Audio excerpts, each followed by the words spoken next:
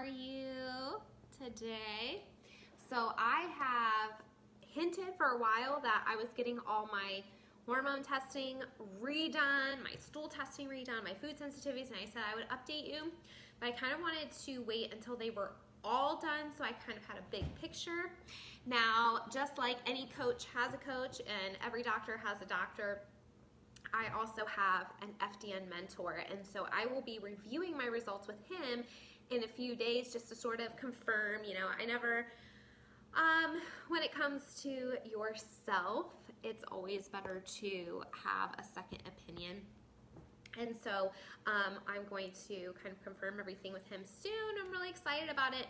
But first of all, I just want to share my story for those of you who maybe are new to following me, or maybe who haven't heard my podcast or haven't heard my story before. By the way, I apologize if you can tell. I'm getting over a little bit of a cold, so you might still hear it a little bit in my nose. But my name is Kylene Terhune. I'm a functional diagnostic nutrition practitioner, and that means that I run functional lab testing to uncover hidden stresses in the body that over time cause chronic diseases or chronic symptoms like fatigue, hormone imbalances, digestive issues, etc. So one of the biggest reasons I got into this, besides a really big desire to help other people, is because I was experiencing a lot of these issues myself, and that's really where my desire to help others came from, is that in 2015 I really had a total crash and burn moment where I spent like weeks literally crying every single day in a chronic panic attack, and I went to my doctor. She only offered me an antidepressant. This was the second time I went. I knew that wasn't the problem. I asked her if I should get my hormones tested. She said not, as long as I was still having my cycle. And so I followed my gut and pursued more testing. And had I not found someone to test my hormones, I very well may have ended up in the psychiatric ward of the hospital because I was that far gone. Hi, Sarah. And so that's really where my journey began. Before that, and for a while, I had already been interested in nutrition and had started changing my diet. And so I was just in the beginning phases of getting interested in like holistic nutrition and the functional medicine world and all that fun stuff. And then since everything happened and I pursued my own testing and I got my FDN certification, I've really jumped into the deep end. Hi, Tina. And so now I love everything nutrition, functional medicine, holistic, lifestyle, so, I love it all. So my husband jokes with me that I don't follow my own advice and get tested regularly enough. So I finally did check up on everything, and I knew that I was improving. I knew that I was feeling better, but of course, it's always better to test, don't guess. That's of course what I tell my clients, test, don't guess.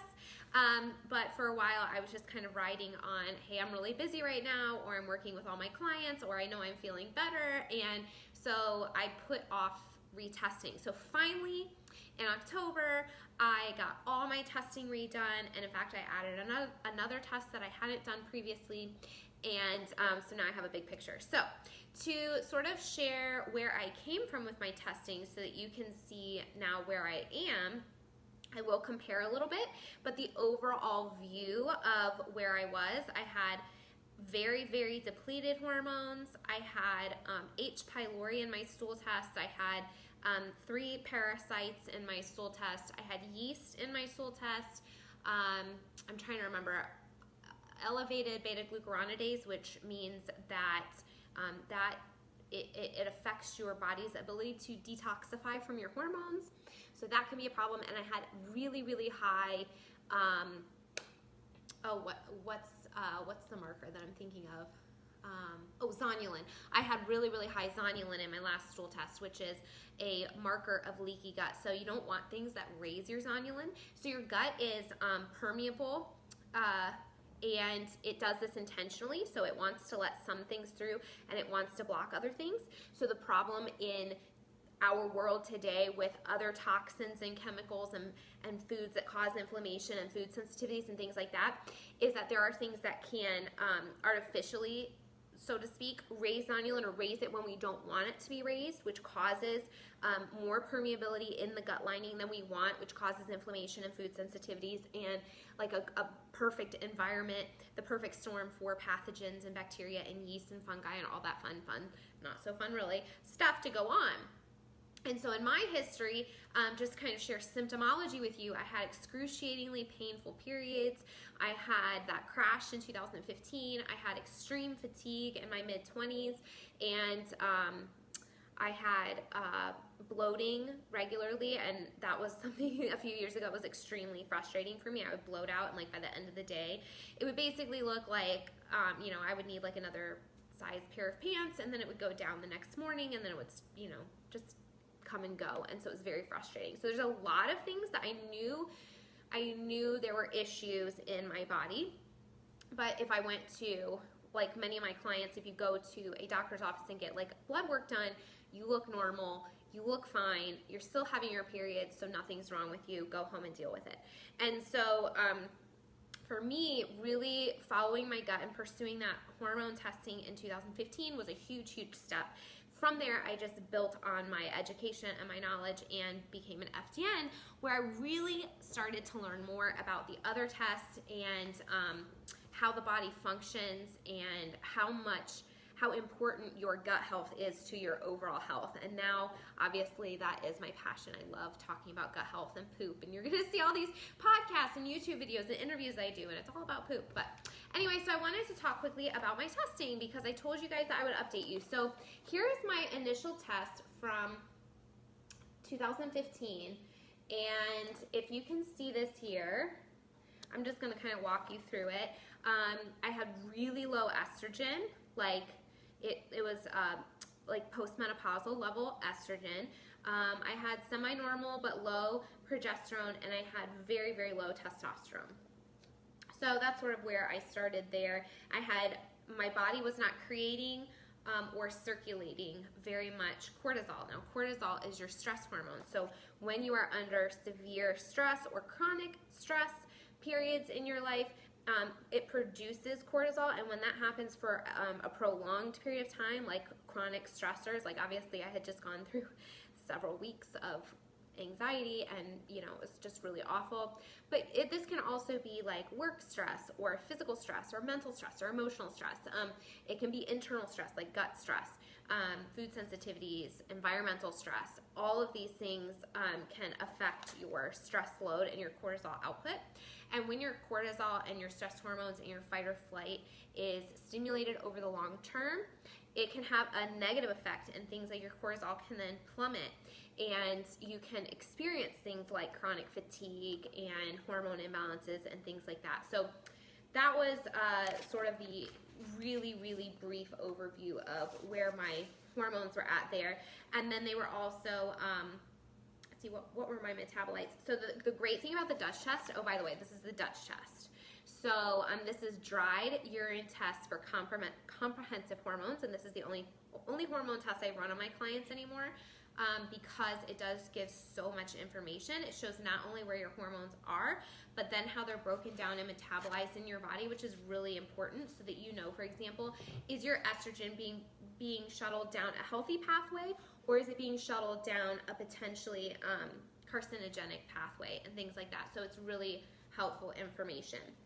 And so here we have my ratios. My metabolism there is fairly good, but there's this other little marker called 5A reductase activity, and what that marker shows is it takes your androgens like testosterone and it makes them more androgenic in your body. So that's a marker that you're going to see in a lot of women that struggle with PCOS, is that they have androgenic tendencies, and so that marker would be really high. And so on this marker in 2015, when I initially took this test, that marker was very high for me. So that's just kind of where I came from back in 2015. So to talk about where I am today, it's so funny because things are so different, and just to sort of help you understand this as well for yourself, if you ever get these tested, your hormones are constantly going to change. So of course, if you do them years apart like I did, you're going to see very dramatic shifts. You're going to see differences even if you do them, 6 months apart or a year and a half apart or anything like that, but you do it after you had a baby or any, life event, things are going to shift around. Obviously, I've been working on my gut health for about a year now, and so there's just been a lot of changes. So anytime you do these tests, just be aware that you're probably going to see some pretty dramatic shifts. But I also see some common themes, which tells me like, okay, that's something that my body really trends towards. And so you can kind of pull back and look at it. And again, you can order a Dutch test on your own as a patient, as a client, but I would highly recommend always going through a practitioner that knows how to read these, because they are very complicated, and without training and without being able to look at the full picture and without having other tests to sort of correlate like why things are happening the way they are happening and why this number is where it is, it makes it much more difficult to understand what to do moving forward with that information that you have. So I always encourage that you do find a practitioner that knows how to read these. So this is my test from October, at the end of October. Now the frustrating thing for me was, when you take a Dutch test, you really need to take it at a certain point in your cycle. So you need to take it between days 19 to 21 if your cycle is a regular 28-day cycle. Now, one of the reasons that was prompting me to get my hormones retested is because my cycles started getting longer again. And so I was like, oh my gosh, no, I need to make sure I'm on the right track still. And so I sort of had to guess how long my cycle was going to be that month, and I underestimated it. And so this was not taken at the perfect time. So that does influence the numbers a little bit as well. And so it's not 100%, it's not 100% as accurate as I'd like it to be because of the timing of it. Because what you want to do, like I said, you want to take at that specific time of your cycle, because these numbers and these ratios that they're going to give you are relating to where you should be at that point in your cycle. So these are a little skewed because of that, but they still, like I said, give me trends and give me a lot of information to go on, especially when I include it with the rest of my testing. So here, my estrogen is actually fairly high. So it's really interesting to me about that is in my initial test, my estrogen was so incredibly low, it was like almost non-existent, and here I have almost high estrogen. So obviously things have improved enough that my body is now able to create and manage hormones, which is amazing and very exciting to me. However, my progesterone is fairly low.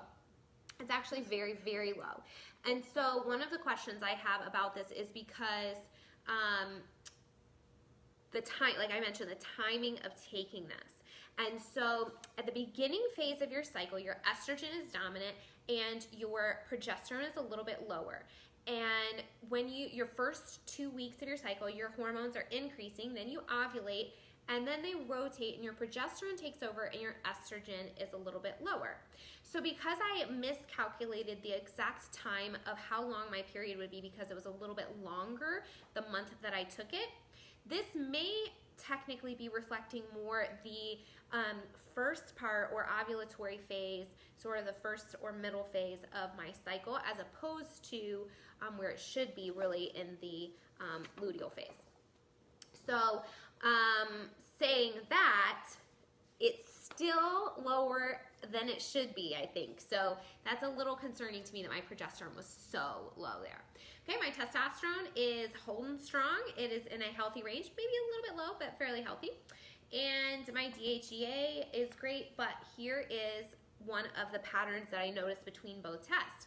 My cortisol production is low. So one of the cool things about the Dutch test is that it shows not only cortisol production, but cortisol usage. So you have metabolized cortisol, which is how much your adrenal glands are actually producing, and then you have free cortisol, which is how much your body is using and circulating. So you do want them to be facing the same direction. You don't want your body to be producing a lot and not circulating a lot, or to not be producing, but you want the arrows in these ranges to be pointing in the same direction. So mine are, which is great, but they are both really low. So I'm not producing very much cortisol and I'm not circulating much cortisol. So that usually indicates some inflammation or long-term stress. So again, I'm still working on my gut, and we'll get to that in a little bit, but that does make sense in terms of long-term stress on your body. And that's something obviously that I do still need to continue working on. But if you turn to another page of your Dutch hormone test later on, it also gives you a really cool fan where it tells you if your body is preferring cortisol or cortisone. Cortisone is the inactive version of cortisol. So your body has an ability to take these components and either shift it into active cortisol or inactive cortisone, and it can actually flip them back and forth based on necessity. So what this is telling me is that my body is preferring cortisol, and that would be because I just showed you the other ratios that I'm not producing very much. So if I'm not producing very much, then what my body is wanting to do is utilize what it has to be most effective and helpful. So that actually makes sense. So go body, it's trying to do its thing. So then on this other page, you're gonna see it's so funny. Like I said, you definitely want a practitioner because look, there's all these little charts, and if you look at this, you're like, what the heck is happening? Hi, Tina. So, all right, so then we come here and you see progesterone. Like I said on the first page, it just sort of reiterates it's pretty low. And here we have my metabolites. So you have your estrogen, your E1, your E2, and your E3. And this shows how your estrogen is then broken down. So you have these metabolites called 16-hydroxy, 4-hydroxy, and 2-hydroxy. And those are different pathways that your estrogen can be shuttled down. And the one that you really want to prefer is your 2-hydroxy. Your 16-hydroxy pathway has some good and bad components to it, so you want that to be within a certain ratio. And the 4-hydroxy is the most concerning because that's one that if it's not, that one has the potential to then damage your DNA. Hi, Mike, and can be potentially an issue. And so you really want your 4-hydroxy pathway to be within a certain ratio as well. And so mine are in fairly healthy ratios there. But then if you look over here, you have a second, so this is your liver detoxification pathways, by the way. This is like phase 1 right here, and then phase 2. And in phase 2, it's called methylation, and you have a little fan chart. I'll show you the little fan chart if you can see that. I don't know if you can see that. There you go. And so you want that to show that you're methylating, and so you want that to be tipped towards the right. And mine is just a little towards the right. So this is just all information on how my body is detoxifying and breaking down the hormones that I have. Okay, and then the other thing that this page shows you, which is pretty cool, and I showed you on the original test in 2015, is how your androgens are broken down. And so we have that 5A reductase activity, and this fan again is leaning way towards the right, which means that it takes your androgens and your testosterone and it makes them more androgenic. So again, women that struggle with PCOS and things like that, they tend to be a little more lean towards the androgenic, high 5A reductase activity, okay? And so that is something that I want to definitely address and work on, is that 5A reductase. I want to make sure that that marker goes more towards the middle. I don't want to be leaning so far to the right in terms of taking my testosterone and making it more testosterone-y, okay? That's the scientific term for it. So then we have, it shows your cortisol levels, which we already talked about. Mine are pretty low, but I am favoring cortisol. And then some markers that I'm not going to talk about, but it does give you some other nutritional organic acids and metabolites at the end. Hi, Linda. And it talks about those, and you know, so it has like B12 markers and oxidative markers and things like that. So overall, yay, my body is able to produce hormones. That's great. But my progesterone's a little low. My cortisol is fairly low still. And so those are, and the 5-alpha reductase is a little high, making some things lean towards more androgenic. So those are all things that in my hormone test I want to make sure I address. All right, so the other testing that I got done, I got my food sensitivities test done. And actually, let's see if I have my original one here. Yeah. I have my original one from 2017, and I just want to show this to you because visually it's going to be helpful, I think. So my original food sensitivities test, I used the MRT food sensitivities test, which is a blood test, and it exposes your blood to these foods, and it monitors how your blood responds to the foods, and then it marks them as green, yellow, or red, so no reaction, moderate reaction, or high reaction. And when you're going through the process of healing, you want to eliminate the yellows and the reds. You want to eliminate anything that's moderate to high reaction so that you're able to calm inflammation and take a load off your body so that it can focus on healing. And then ultimately you want to reintroduce foods. So the way I did it, I took like almost a whole year where I was super strict about the foods because I didn't want to reintroduce things while I was still working on my gut health and addressing the things that I found in my stool test, because to me it was just another stressor. I didn't want to bring something in at that time while I was still working on so many other things. So I just postponed it. That's not something I typically recommend to my clients. I do say, hey, you can choose that. If it's more of a stressor for you and you just want to maintain, that's fine. But within about 3 months or so, you can begin to reintroduce foods. But I wanted to show you visually because you can see how many reds show up there and how far to the end they are. So these are strong food reactions. And then on that next page, you don't have any reds, but you still have some more yellows. So that's a pretty significant food sensitivities, a food sensitivity reaction, right? Well, I finally got my food sensitivities redone as well. Like I said, I did a whole shebang this month or last month. And look at this first page, you guys. First of all, no reds. Secondly, look how low those yellows are. They are so low. Almost all of them are incredibly low. So I have no reds. So when you heal your gut, I just want to show you these because there are dramatic changes that can happen in your body when you work on these things. So basically the way I interpreted my food sensitivities test, which is pretty awesome, is that there's no reds and there's very, very low yellows. And so more or less that basically means I have no food sensitivities left. And so my body, what it also means is that I need to focus on variety.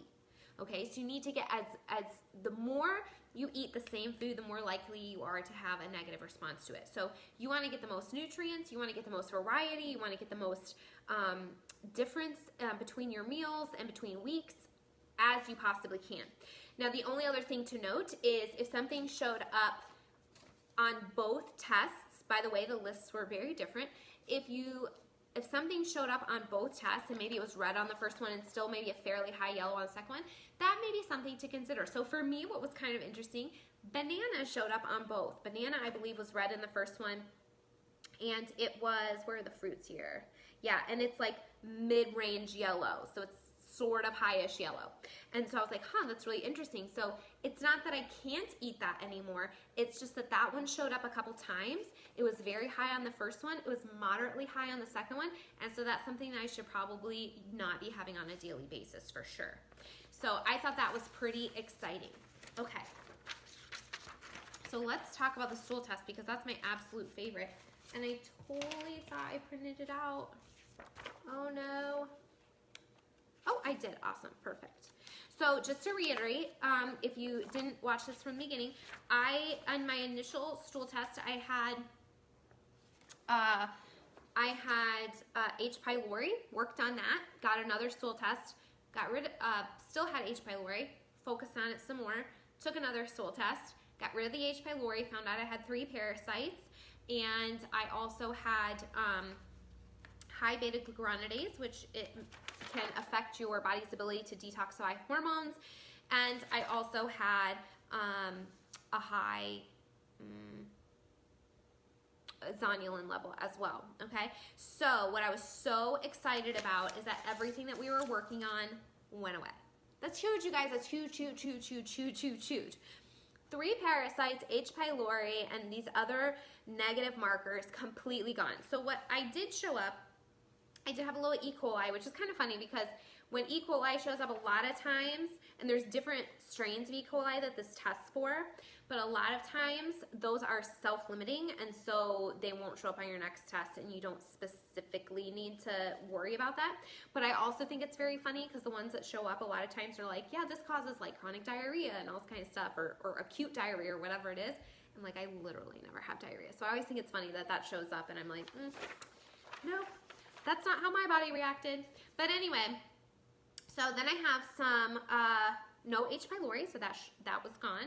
And maybe a little bit of some bacterial imbalances still going on, which is normal. When you work on your gut, hi Melanie, when you work on your gut, it's like, I tell all my clients this, it's like peeling back an onion, especially if you had a history like I did, where you had a lot of stressful life situations. I had several bouts of antibiotic use. I was on birth control at one point. I used a lot of NSAIDs throughout my life. I had a lot of food sensitivities.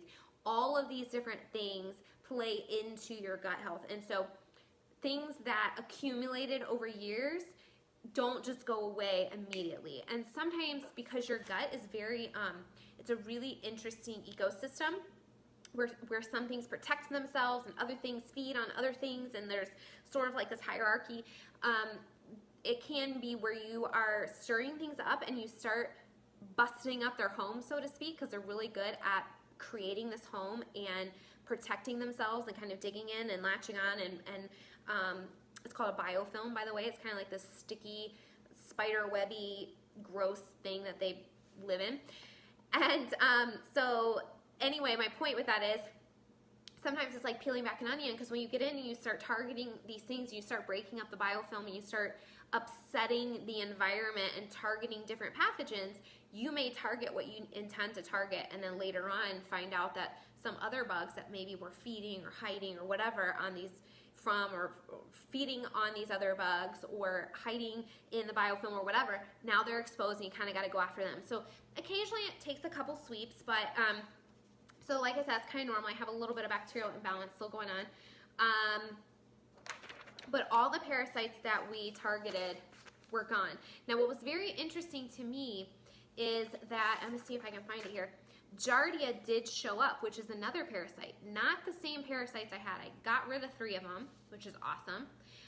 But Giardia, and no yeast, but Giardia did show up. Now what made me wonder about this is that Keegan on his stool tests had Giardia as well. So that made me wonder about our water supply. So our water supply is basically, we use filtered refrigerator water, and filtered refrigerator water is not very filtered. So this is where you get into things like they eliminate the taste and odor of chlorine, but not the chlorine itself. It's not necessarily eliminating all the pathogens, fluoride, things like that. It's not like a super high quality filter. And so that made me curious about the water supply, and so I've been trying to drink reverse osmosis bottled water, which is a little bit of a give and take, because when you're drinking out of bottles, you have the xenoestrogenic worries and BPA and things like that. But anyways, long story short, because Keegan and I both had it, it made me wonder about our water supply. So that's what I'm doing right now, is I'm drinking other water, and I'm still targeting the Giardia. But then some of the other markers came back. My digestive markers came back great. My beta-glucuronidase, like I said, was really high in the initial my last test. It's at a normal level, low level, which is great. The only other thing that was a little off was my secretory IgA, which is an immune system marker, was pretty low. So I need to kind of work on reboosting my immune system. But again, when you're working on things in your gut and you're targeting a bunch of pathogens, sometimes that can affect your immune system a little bit as well. So just kind of increasing that, giving that a little extra support through the process here. And then again, my zonulin levels, which were extremely high, my mentor had said, I think that he had not ever seen them as high, which again is an indicator of potential leaky gut. And when your zonulin levels are high, it kind of opens those tight junctions in between your cells. My zonulin levels were back in a normal range. So a lot of improvements, you guys, from one test to another. And now my hormone tests were several years apart. These were only a few months apart. So I want to reiterate that. Dramatic changes in your gut health can be made very, very quickly. And so my stool test results, those are only a few months apart. Now, I did go ahead and run a thyroid report as well, a SpectraCell thyroid panel. And one thing to note is if you order a thyroid panel, sometimes if you go to your general practitioner, they may give you a little resistance on running a comprehensive thyroid panel or a full thyroid panel, because typically their panels are a little smaller and they don't screen for different markers like free T3 and things like that. And so if you are going to get one, you want to make sure that it's as comprehensive as possible. And then when you get it back, you want to compare it against the functional medicine ranges. So the difference between conventional and functional medicine ranges is the conventional medicine ranges, test ranges are a little broader. I almost said the opposite. They're a little broader, and they are more focused on sort of general or sick population.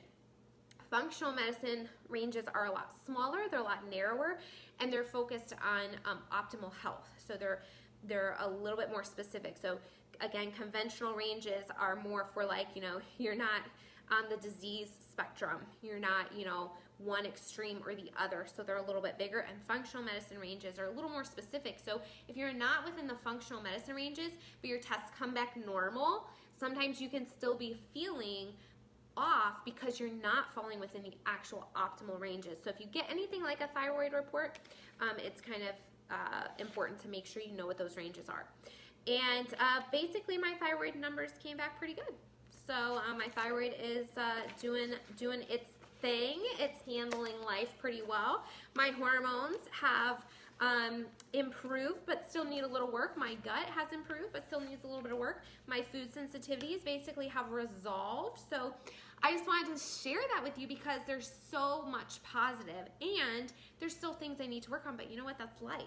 So, and again, you can't take something that maybe was building in your body for 10, 15, 20, 25 years, however long it's been, and just expect in 3 months that it's completely resolved. Now, you can expect to see dramatic results, and you can expect to see symptom improvement, and you can expect to feel a lot better. You can expect to begin having energy, to see clearer skin, to lose weight, to do all those things, and to begin regulating your hormones.